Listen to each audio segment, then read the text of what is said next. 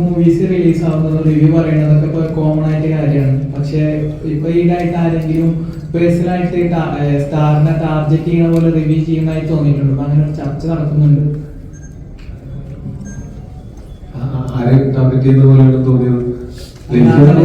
അങ്ങനെ social media ചർച്ച നടക്കുന്നുണ്ട്.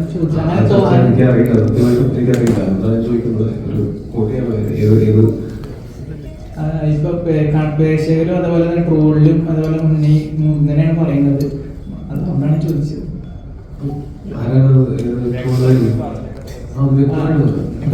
സീക്രട്ട് ഏജന്റ് എന്ന റിവ്യൂവർ പേഴ്സണലി ടാർഗറ്റ് ചെയ്യുന്ന പോലെ റിവ്യൂ ചെയ്യുന്ന പ്രേക്ഷകർ അങ്ങനെ ട്രോളിലൂടെയും അതേപോലെ തന്നെ പറയുന്നത് കാര്യങ്ങളൊക്കെ ബാധിക്കുന്നതിനേക്കാൾ ഒരുപാട് വിരുദ്ധരാണ്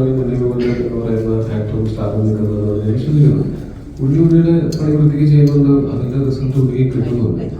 അപ്പോ എനിക്കറിയില്ല വേറെ അങ്ങനെ അത്രയൊക്കെ ചർച്ച ചെയ്യപ്പെടേണ്ട കാര്യമുണ്ടോ. അങ്ങനെ ഇപ്പോൾ ഓരോ വ്യക്തികൾക്കും ഓരോ ഇഷ്ടങ്ങളായിരിക്കും. ഇപ്പോ പലതരം ഭക്ഷണം ഇഷ്ടമുള്ളതുപോലെ, പലതരം വസ്ത്രങ്ങൾ ഇടാൻ ഇഷ്ടമുള്ളതുപോലെ, പലതരം പാട്ടുകൾ കേൾക്കാൻ ഇഷ്ടമുള്ളതുപോലെ എല്ലാവർക്കും ഒരേ ടേസ്റ്റ് അല്ലല്ലോ ഉള്ളത്. അതുകൊണ്ട് പലർക്കും അവരുടെ ഇഷ്ടപ്പെടുന്നതും ഇഷ്ടപ്പെടുന്നതും ഒക്കെ ഉണ്ടാവാം. അത് ഇങ്ങനെ എന്താ പറയാ, അതൊരു വ്യക്തിപരമായിട്ട് വെച്ചിട്ട് അങ്ങനെ ആൾക്കാർ പറയുന്നതൊന്നും എനിക്കറിയില്ല. പക്ഷെ എന്തെങ്കിലും മോശമാണ്. പക്ഷെ ഞാൻ പറയുന്നത് അതൊക്കെ ബാധിക്കാവുന്നതിനേക്കാൾ മുകളിലാണ് ഉണ്ണി എന്നാണ് ഞാൻ വിശ്വസിക്കുന്നത്. പുള്ളിയുടെ സിനിമക്ക് ഇപ്പൊ കിട്ടിയിരിക്കുന്ന വിജയം അതിന്റെ ശതമാനമായി. അപ്പോ അങ്ങനെ ആരെങ്കിലും ടാർഗറ്റ് ചെയ്തിട്ടുണ്ടെങ്കിൽ ചെയ്യുന്നുണ്ടെങ്കിൽ അത് നെഗ്ലിജിബിൾ ആണ് എന്നാണ് അതിൽ നിന്ന് മനസ്സിലാക്കേണ്ടത്. അപ്പോൾ നമ്മള് പണി വൃത്തിയായിട്ട് ചെയ്യുക എന്നുള്ളതിനപ്പുറത്തേക്ക് ഇതിനപ്പുറത്തേക്ക് ഒന്നും ചെയ്യാനില്ല.